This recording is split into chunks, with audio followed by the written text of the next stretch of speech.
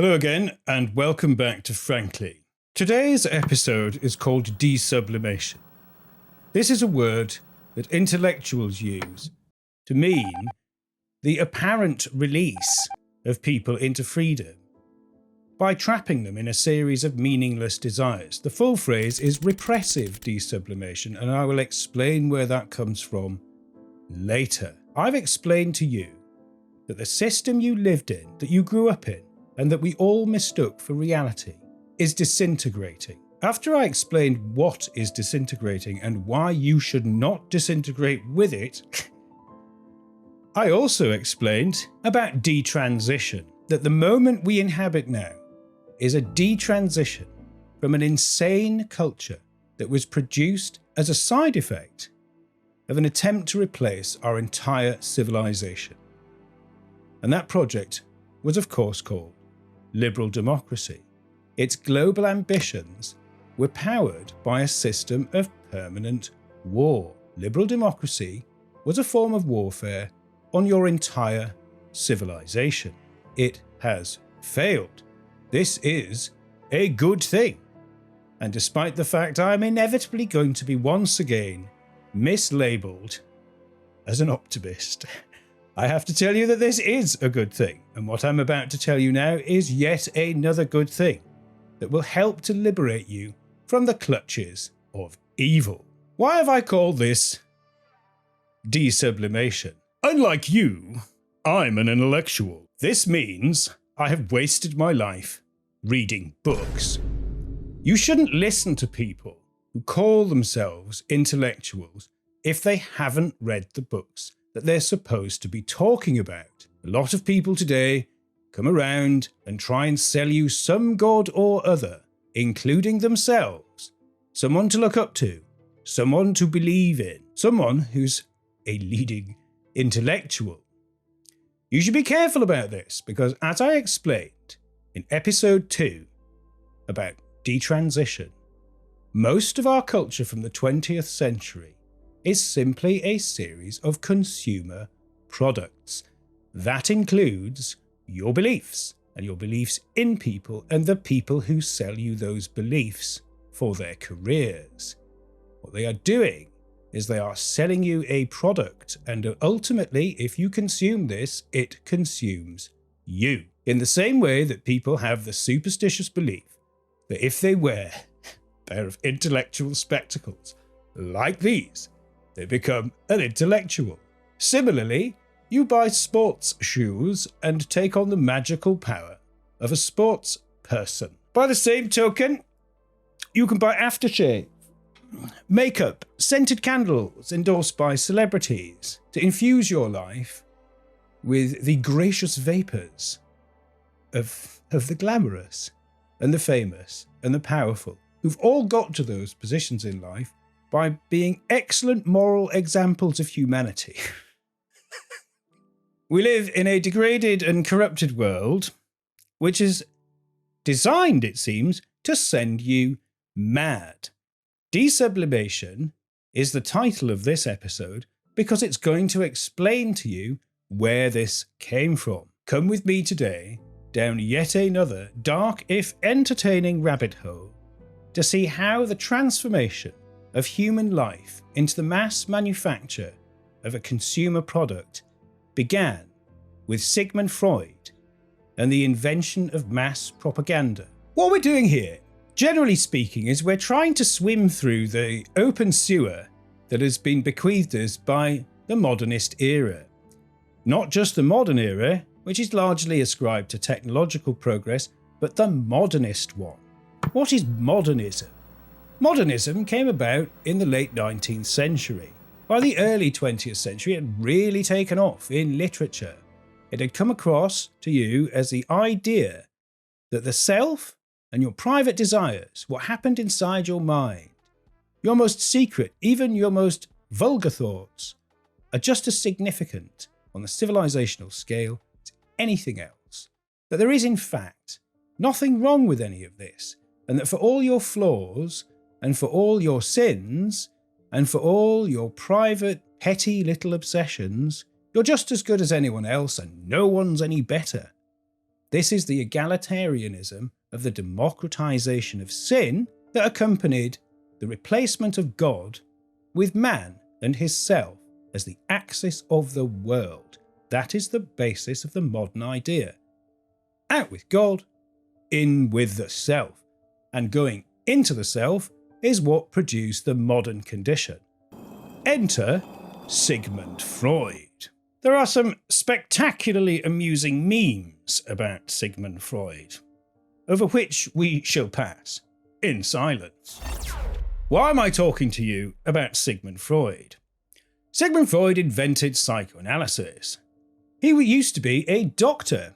He used to study with a fellow called Charcot. He was, briefly, a nosographer, apparently. A man who believed that by studying people's noses and operating on them, you could cure their psychological ailments. There were lots of weird ideas in the late 19th century as man transferred his belief in God into the superstitious belief in technology and science. This is a relic, of course, of the deplorable Enlightenment, where men liberate themselves from the natural order, from their submission to the divine will, and begin to believe in themselves completely. And then they start to believe in the stories they've made up about themselves and the world, and that's how we get to where we are today. Sigmund Freud went on to develop a theory of what he called the unconscious. He said that underneath your thoughts was a secret realm, and basically at the bottom of that was what he said was libido. He invented a lot of words. Intellectuals like fancy words. I'm not the kind of intellectual that likes jargon. That's to say, I don't rely on fancy words to make myself look clever. I'm already insufferable as it is, and so you don't need any further encouragement to give me customer feedback directly into my face. So I think you should mistrust people that invent and rely on technical terms where they are not strictly necessary. Sigmund Freud called the sexual impulse the libido.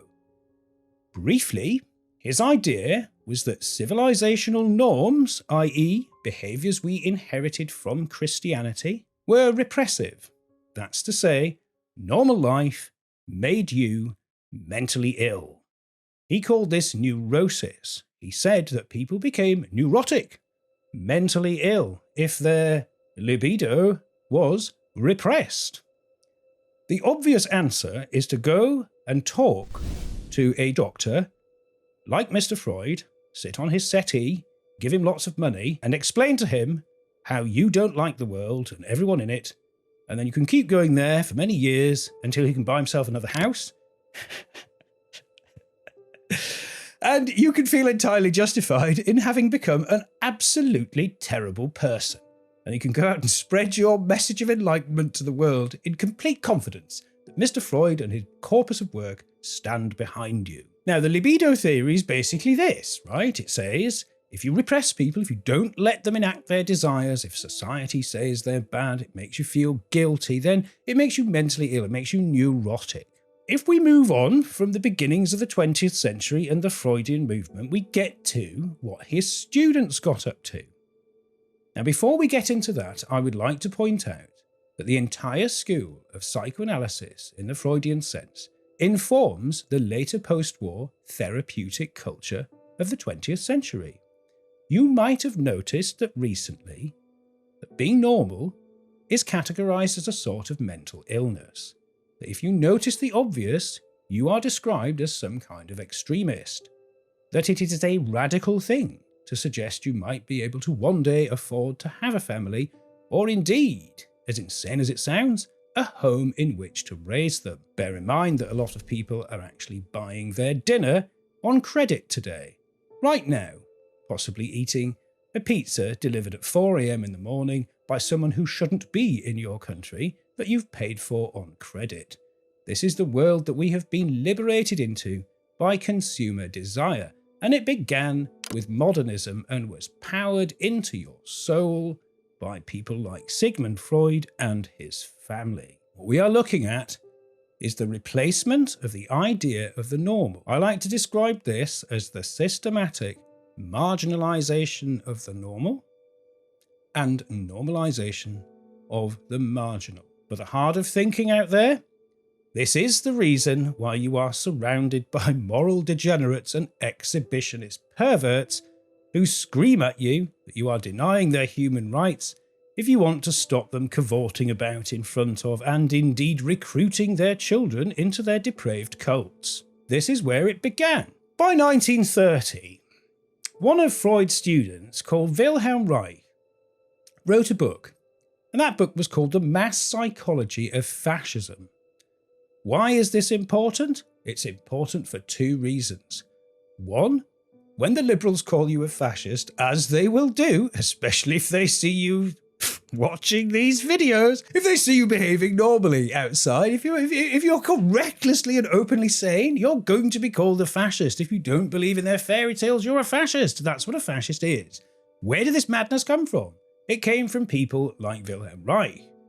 In The Mass Psychology of Fascism, Wilhelm Reich basically said that there is a factory of fascists and it is the family. Who would have known, at this point in history, that there appeared to have been a concerted effort to destroy the family entirely?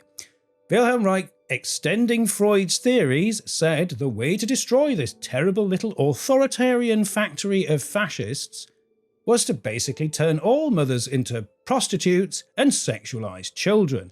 If you go and look at a copy of The Mass Psychology of Fascism by Wilhelm Reich, you can go and borrow this on the Internet Archive for free. I suggest you do.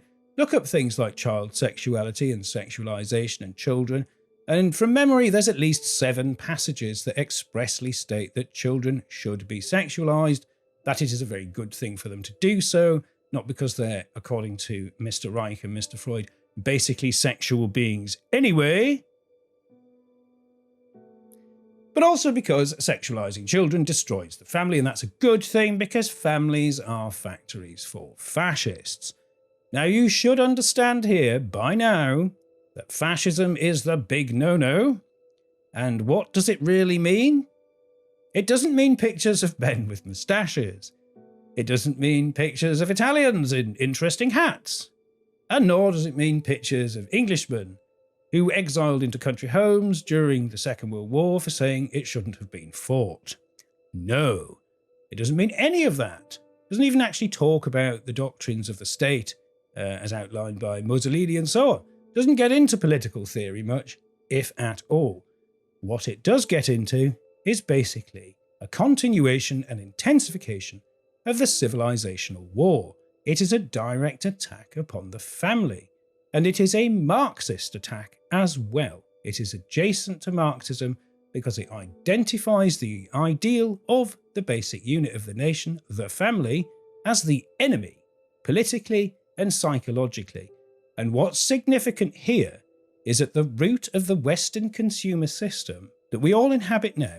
That system was also inspired by theories that were at once psychological and political, which designated normal life as a mental illness. So how does this have anything to do with this concept of de-sublimation that I've so far really refused to explain? If we pass on in silence over the intervening decades, by the time you get to the 1960s, a bunch of intellectuals became quite prominent.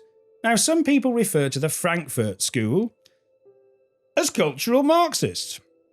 This is a ridiculous term. Where are my intellectual spectacles?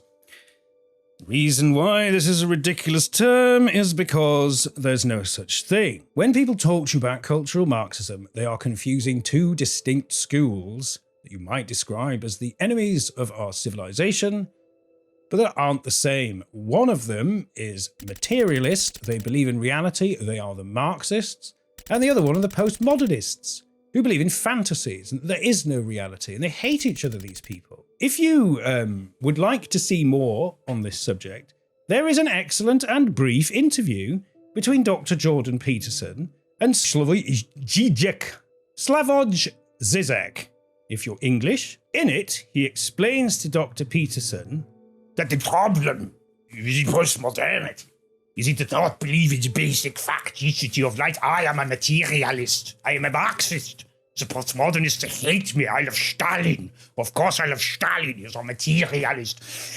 Make material benefits to the working classes. What you do not understand, Dr. Peterson, is that we are diametrically opposed. Mentions that law of diminishing return. Zizek, who is interesting for reasons other than his ideas, as we have just seen, and is also amusing, and also routinely, I'm told, tells people that he loves Stalin just to wind them up, which I think is lol, and he gets points for that. Zizek, if we are to call him that, he explains that the cultural Marxist idea is insufficient to match reality, because what you have is Marxists, and then on the other hand, you've got postmodernists. Why does this matter? The Frankfurt School were Marxists. They were not postmodernists. They didn't believe in replacing reality with a bunch of fantasies. Materialist Marxists believe you can cure society's problems by basically abolishing the rich. Obviously, it was a terrific success in the Soviet Union. If you look at the Frankfurt School, you will see that the left is so mad today, it's so postmodern, that it won't admit actually good ideas. The Frankfurt School, if you can listen to this without wanting to kill me, actually did some very good work. What they told you about, in things like Herbert Marcuse's One-Dimensional Man, was that mass consumer liberal society was a trap. That's right. In the 1960s, a book was written, One-Dimensional Man, that said man was being reduced to one dimension. At the same time, he was being told he was being freed. Does this sound familiar? Is this beginning to sound familiar? I will go on. Marcuse and other members of his intellectual group, the Frankfurt School, explained that this was done by a process of repressive de-sublimation. What does that mean? It means that they tell you that you are going to be freer by releasing your desires into consumer habits. But at the same time, what this does is it traps you. To put it simply, you go into a supermarket with almost endless aisles of packaged desires, and you can choose between all of them, but you can't choose anything that isn't on the shelves. Now, this includes sexual desire, it includes drugs, it includes gambling, it includes every imaginable avenue of self-indulgence. And it also includes the thought leaders and entertainment options and the beliefs about history and the beliefs about politics. And that every choice that you make is, as you can see, turned into a transaction where you buy a product which is infused with the promise of the satisfaction of these desires. But the desires that you're being sold are themselves also manufactured. And this consumer process works in such a way as you are trained to only want what is on sale and to disbelieve in the existence of anything else.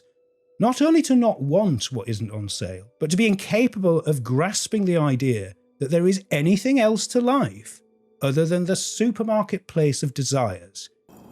Now that is a glittering, glamorous, mass-produced, bargain-hunting paradise of a trap, and that's the system we live in. As an added dimension to One-Dimensional Man, he's not just a consumer rat in a maze, he's also addicted, because the refinement of the techniques of this mass-marketed consumer system actually serve to make you dependent. The ingredients in the junk food, the drugs, legal and otherwise, the gambling apps, the pornography, the pornification of everyday life with OnlyFans, dating applications,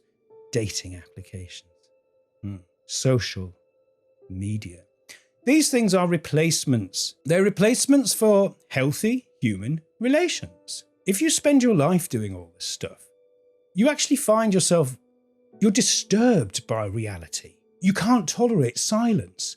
If you go into the country where there aren't any cars and there aren't any shops and there isn't any music, there isn't any background noise, and you try and relax, you may realize that it disturbs you. There was an excellent story called Lenz by a man called Georg Büchner. He is a German fellow. That's why he has such an exotic name. Büchner's book is brilliant because it's short, which is great. Any book that's short, mercifully. But it's about this young man, and he goes up a mountain. As he's going up the mountain, he goes mad. In part of his little tale, he says he's going insane at this point, doesn't know why. And he's desperately asking the reader, can't you hear it? Can't you hear that voice that screams from horizon to horizon? It stalks me everywhere, from the valley to the mountaintop, and it will not let me sleep. What Büchner's Lenz is telling you is the sickness is inside him, it's not in the world, that he's gone mad and he can no longer find any peace. This is what happens to you if you are socially patterned on an artificial paradise of mobilised and manufactured consumer desires. Why does the liberal system like consumerism so much? Because it dissolves you into a private field of experience. This means you retreat from political engagement. It means you retreat from trying to answer the questions of life, from trying to withstand the assault on your civilization. Instead, you go home and you order some takeout and you watch your Netflix and you get addicted to your phone. And you probably take antidepressants or maybe abortifacients, but these hormone disruptors, which is what they really are, they change who you are. They alter your brain chemistry, and you're no longer the person you were. And so you gradually lose touch with yourself, and you become neutralized. And then, unfortunately, many people too late, comes the realization that the product of this system is not liberation, it's annihilation. It annihilates you. It was extremely powerful to mobilize desire in this way, and few people really understood that until Sigmund Freud came along and his nephew Edward Bernays. Edward Bernays is probably described correctly as the godfather of modern propaganda or advertising, which are the same thing. Edward Bernays was Sigmund Freud's nephew twice. I'm not going to explain how you can be someone's nephew twice. You will have to look that up. But Edward Bernays was twice Sigmund Freud's nephew. It was Edward Bernays who invented things like bacon and eggs and women smoking. Edward Bernays said that advertising or propaganda was basically applied psychoanalysis. What does that mean? It means that Bernays understood that you could change advertisements from what they were into what they are today. What they used to be was a description of whatever it was. Buy this soap, it will clean your floor, largely. There were attempts to make these things look more appealing, but really, chocolate's nice, eat it. Do you fancy a cup of tea? Things on that line. You gonna run against the Wilkins coffee party? Start the race. On your mark, get set, go. Nobody beats Wilkins. Here's the name of our product. Here is what it is. We think you would like it. And that was largely that. Bernays came along and he understood from the work of his uncle that you could infuse products with desire so overwhelming, aspirational and appealing that they would motivate forces inside people that they didn't even know were there. And if you could attach those forces, those unconscious desires, to your product, you could get people to buy it. You could get them to buy into practically anything. Does that sound familiar? This does not just apply to burgers, to sports shoes, to sports teams, to televised sports, to pop stars, but to every cultural product that you consume, including the news and the reason why you believe some commentators and not others. These are all cultural products infused with a particular set of desires that really exist in you, that are mobilised by this marketing system, modern advertising if you like, a direct appeal to forces within you that you cannot comprehend, but which are mobilised by clever people to sell you, effectively, a god. The reason why this video is called De-Sublimation is because Sigmund Freud said that we were sublimated in our desires. What he meant by that was Freud meant that your desires were pushed down by the norms of society. That's to say that the normal ideas of what made people good and bad were actually causing widespread mental illness. And Freud said that that was neurosis. He said that this neurosis, this widespread mental illness, was caused by stopping people from indulging their desires. If we pause for a second and consider what he's saying here, what he's really saying is that decent moral behaviour causes mental illness.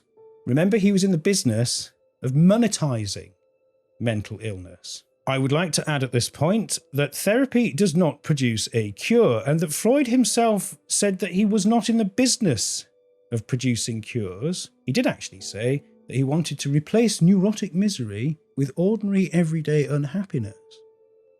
Who invented the concept of neurotic misery, I wonder? That would be Sigmund Freud. Neurotic misery, he said, was caused by being normal. You can see where this is going. Sublimation and de-sublimation, right?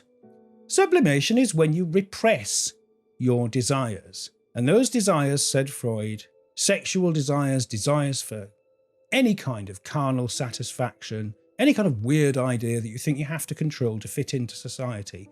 Controlling these things makes you mentally ill. Have a look around our society today and see what's happened as a result of around 100 years of people being told to do themselves. You do you. Just do what you feel. Just do it. What do these people look like? Do they look happy?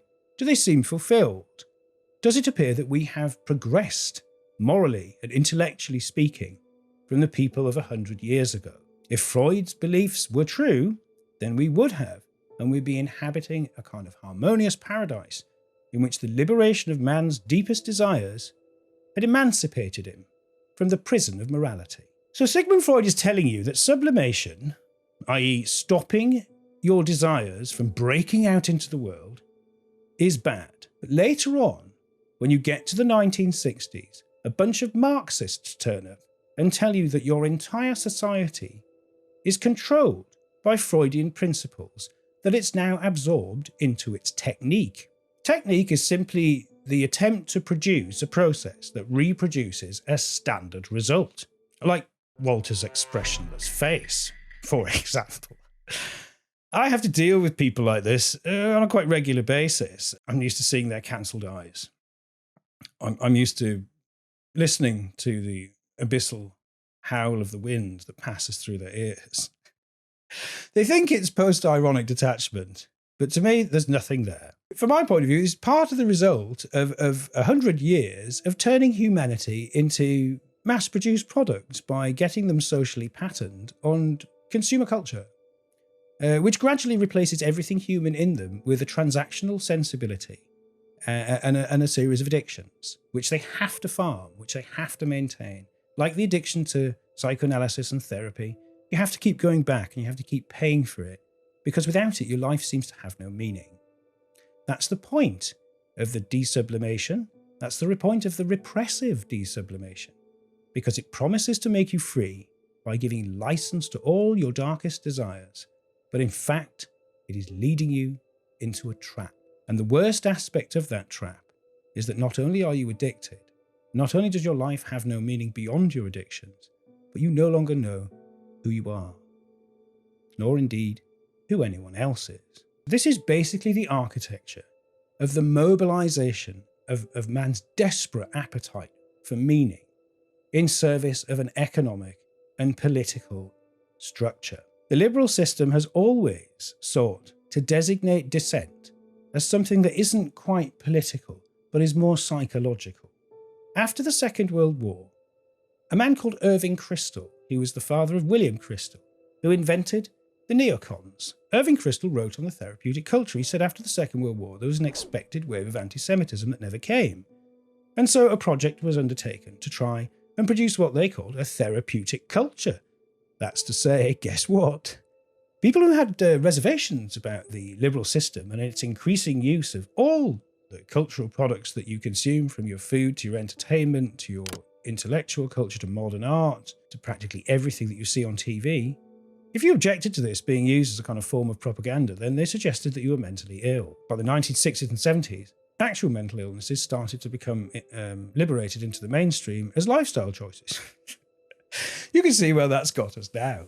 Now you're beginning to understand the scale of this problem, right? Repressive de-sublimation was a Marxist idea in the 1960s. We're supposed to dislike these people, but Marxism has changed. It's basically been abolished in favour of loonies who don't believe in reality at all. And even if you go back, say, 60 years, you can see that some of these people, like the Frankfurt School, had some good ideas. I do not agree with their remedies. I would not say that socialism in any form is where we should be going.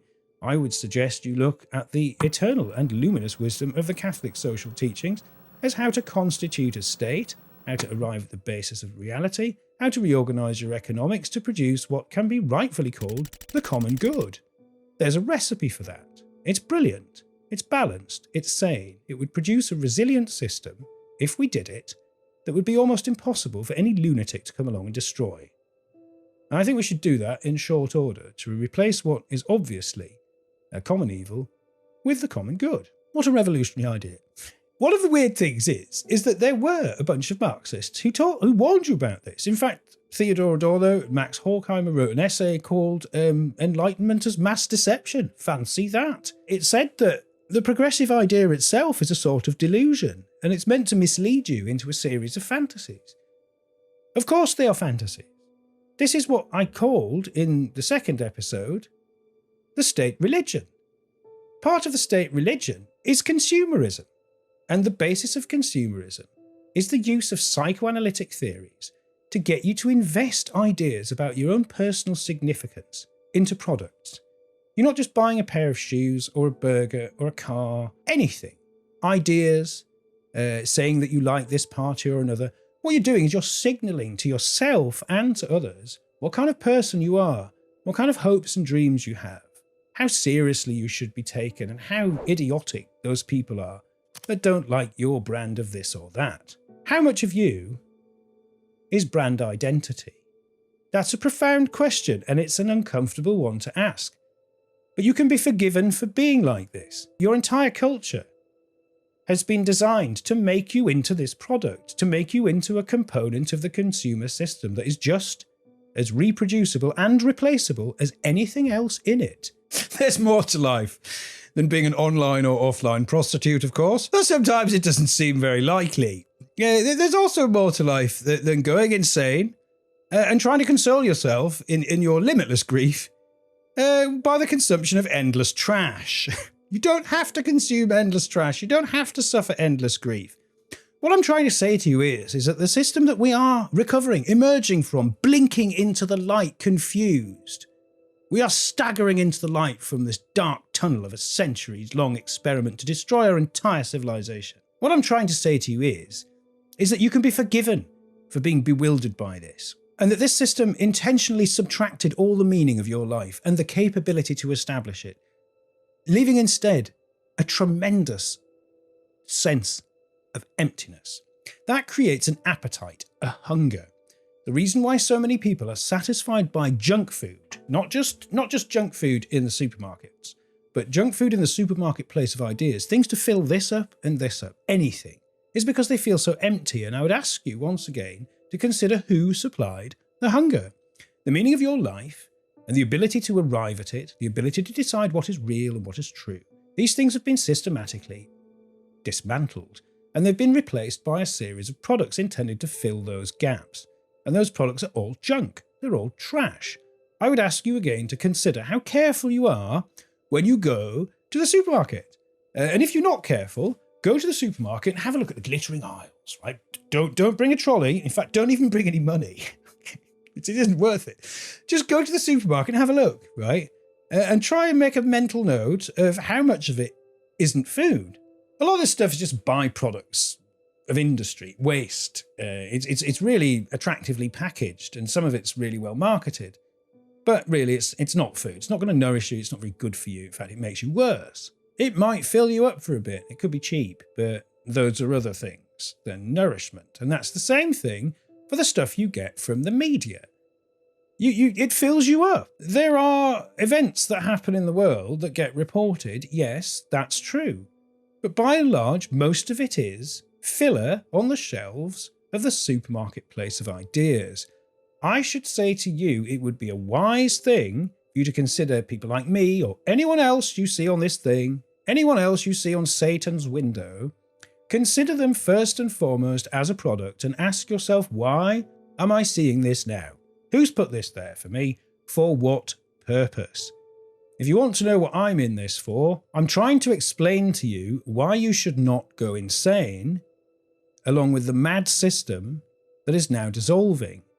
The people who are completely invested in that system, that diabolical system, of human annihilation, of the degradation of human life, of the replacement of the value of human life with price, of the destruction of everything that was, that we used to love and that we cherished and that made us who we are. The kind of people who are doing this, they're going to go completely insane as their system dissolves and their power is removed and the sponsorship of all the insanity through which they ruled and ruined your lives is gone. What you must understand about this episode of De-Sublimation is that it is up to you to unilaterally withdraw cooperation with a system that intentionally mobilizes desires that you do not understand but which are present in yourself in order that you can truly become free. This takes discipline. You must learn to say no to what you think you want. You must learn to identify what is actually good in your life, not just for you, but generally. What is good is usually generally good. Not in all cases. People are not equal, and so what is good for one is not necessarily good for another when that inequality is taken into account.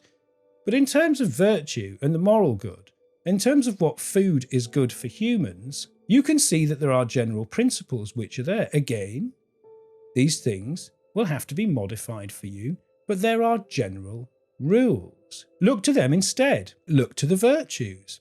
And look how they've all been turned into vices. Look how disastrous it would be to the consumer economy if people generally learned even a bit of self-control. If you learned not to want the consolations of the consumer marketplace. If you could learn to live without those consolations, because they are false, because they are addictive, because they're intended to replace the subtraction of genuine value from your life. Only when you wean yourself off these food substitutes for the soul will you truly understand what these people have taken away from you and why they should be never allowed into power ever again. Last time I talked to you about the state religion. That's in an episode that's called Detransition, if you'd like to look it up. There's always a state religion. In that episode I told you that Viktor Orban had got it partially right when he said the state religion of the liberal global order was open borders, permanent war, and LGBTQ. However, there's another significant dimension to the state religion. And the state religion is that you must never do anything good for yourself, and that it's extremely good, best of all in fact, to have no self-control when you enter the supermarket place of desires, because it's very politically convenient for the elite, the liberal elite, that you go and dissolve yourself in this world of private fantasy that they have monetized into a series of addiction economies to keep you completely disengaged from reality and from ever noticing what they've taken away from you and the cheap substitutes they've put in its place. The addiction economy is real. It has replaced the real industries that we used to have that provided people with the ability to earn a decent wage, to support a family, and to have some meaning to their lives. The addiction economy has replaced the real economy of trades where people could learn skills, a lifelong vocation even, that could never be taken away from them. Insanely enough, they used to earn enough money to be able to support a family on one wage. Think of that. This is one of the other things that we've lost as we disappear down the de-sublimated consumer rabbit hole. Most of the liberal consumer economy has liberated you from restraining your desires so that you dissolve yourself permanently, as if you were suffering from some lifelong chronic illness that has now been monetized. This is the nature of the modern economy. What they want from you is to become chronically dependent upon a series of income streams which require very little input. So you will consume cheap, mass-produced trash for the rest of your life because there's nothing else to do with it. As you can see, what this amounts to is a crime against humanity on such a scale, such a degree, and of such grotesque novelty that there isn't even a name for it. This is the reason why I came to you today to talk to you about repressive de-sublimation. Obviously, I'm delighted to talk to you about the entirely fraudulent operation that's been conducted on us on a mass scale. try to remember that it's all right to be wrong. Try to remember and forgive yourself and other people for having been misled. We, all of us, have been raised in an advertisement for evil, in which the economy has been replaced by the mobilization of sin on a mass scale, where vice is virtuous, where self-discipline, control and wisdom are toxic, not only to your employment prospects, if you have any, but also to your freedom. You can be locked up for being sane in many parts of the supposedly or formerly free world. Isn't it interesting we no longer call it that? And what are you supposed to do with your life? You're supposed to invest it in trash. Learn the difference between treasure and trash. I once again enjoin you to open at least one of the encyclicals of the Catholic social teaching, because that is one of the most luminous things I have ever read. And as I have informed you before, I have wasted my life on books.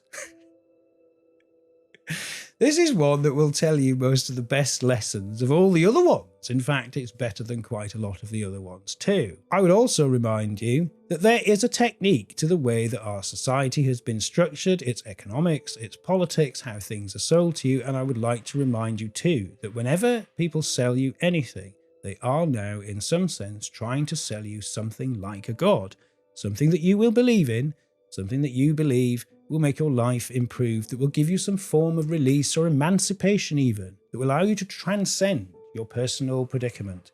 This is the reason why the transgender phenomenon has been, I think, correctly described as peak consumerism, because it's a combination of technology and finance, which permits you to buy a series of products that tells you can become someone completely different if you do so. Of course, this is a lie.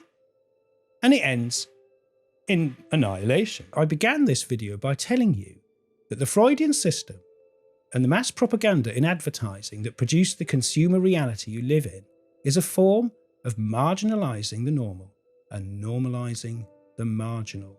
What these people have done is they have raised the basest desires and most desperate appetites of mankind and packaged them into products to sell you a replacement for the genuine meaning of life, which is found, of course, in the recognition of God and Christ his Son, and the relations between us human beings and how we should organise them correctly in the light of divine justice. And these are simple recipes for life. And what you must understand is that the consumer system was inspired by people who wanted to invert the very pyramid of sin and grace. These people would tell you, based upon Freud's teachings, that anyone who tells you that there are sins at all is basically imprisoning you. They're trapping you. They're oppressing you. Don't you oppress me. Say my pronouns or go to jail. Say my pronouns or go to jail. The situation here is clearly we are trapped in an asylum ruled by people who believe in this nonsense. Sin, as the church tells you, isn't forbidden because the church doesn't like you doing things that you like. Christ is not telling you to not do things that you enjoy because he's a killjoy. The reason why sin is forbidden by the church, and it says that you should avoid doing it, you should not only say sorry for your sins, but you should try not to do it again. Well, here's the big reveal. Sin destroys you. If you look at the works of the Marquis de Sade, a man who devoted his life to sin, it destroyed him inside. It didn't liberate him. It didn't make him into a better man. He was a libertine. He recognised no limits, including murder and mutilation and so on. All kinds of disgusting things. Everything you could and couldn't imagine is in that book. Did it make him a better person? No. Did it satisfy him? No. It wiped him out inside. There was nothing there. It annihilated him. This is what sin does to you. It destroys you. Sin destroys you. Freud told you the opposite. He said that sin liberates you. Who do you think was right? Who do you think was wrong? Life's about choices. Christ does not tell you to submit, he tells you to decide. You do have a decision as to how to live, and you should remember that the small decisions you make turn into the big ones. These are habits of mind, that's who you become. So I think it is a very good idea to learn to reject things which are going to kill you inside, which are going to rot you inside and make you an addict. What a revolutionary idea. What kind of insane conspiracy theory is this? When you begin to look at the consumer culture, you can see how toxic and poisonous it is, and how it's basically evil. We don't have to live like this. You don't have to live like this. You don't have to wait for large-scale political and economic change, which I believe is possible and may very well be coming anyway. However, you don't have to wait for someone to give you permission to reject the politics and economics of sin inside yourself. Little by little, day by day, just refuse that habit. As an unambitious habit hobbit, I recognise the wisdom of this thinking, and I try to be less bad every day. I'm not saying I succeed, but I don't give up trying. And in small ways, which then become big ways, I think if you adopt that habit, just try to be less bad every day, I think you begin to see a change in your life that makes you feel better because you are better. Fundamentally, the Freudian system told you that if you felt bad about being bad and doing bad things, that was bad. Ultimately, you should feel good about doing what you like, even if it's bad. The thing is, you have to read 16 books of his to really figure all this out. I've read the biography by Ernest Jones, loads of stuff. Right? You read loads of stuff and you get bamboozled by it. And if you read it when you're young, you think, oh wow, that's really impressive. There's lots of impressive words in there. But fundamentally, that's what he's saying. Sin is good. The concept of sin, it makes men sick. We should get rid of it. You should be able to do what you like. Which is why we live in a world where Stephen Fry can marry his grandson and American conservative politicians can enter into partnerships with other men and buy children for their mutual satisfaction. What this results in, what's the end game? What's the end game? Nobody knows what's good and bad anymore. It completely dissolves any idea of morality, right? You can't relate to people anymore. Is it bad or good that my daughter's an online prostitute? Is it bad or good that my son appears to have no normal range of human emotions and is expressionless throughout his life as he sinks once again into his phone, Walter? Or, why should I go out and get an orange skin tone sprayed onto me and have chin plants and looks max?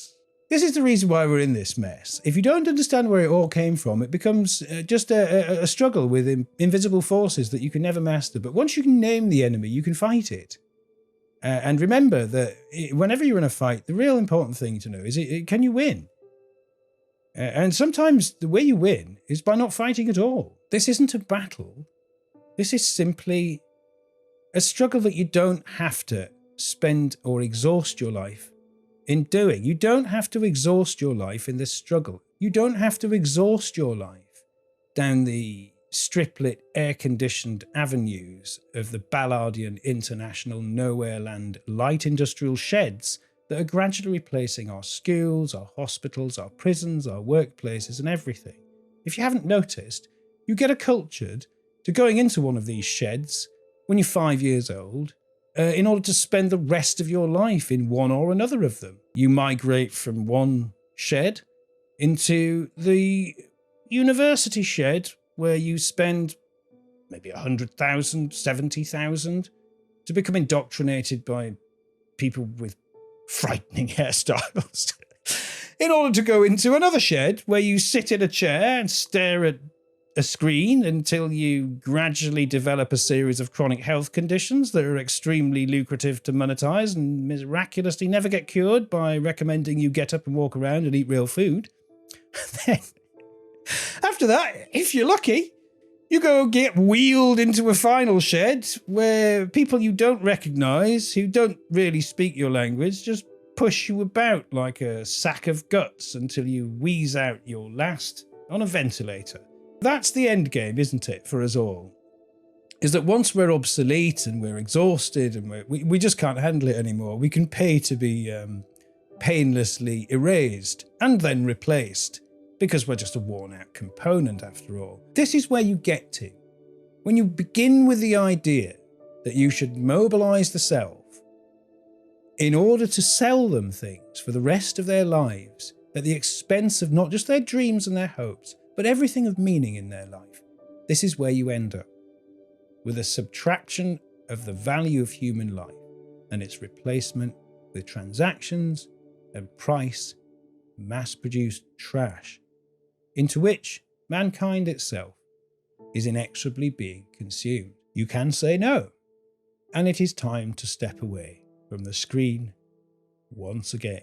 If I am not helpfully assisted into the afterlife by the growing phalanx of my economic, political and ideological enemies, I shall see you again on Frankly for another attempt to navigate the disintegrating empire of lies, intact, alive, and looking forward to the future. God bless you all.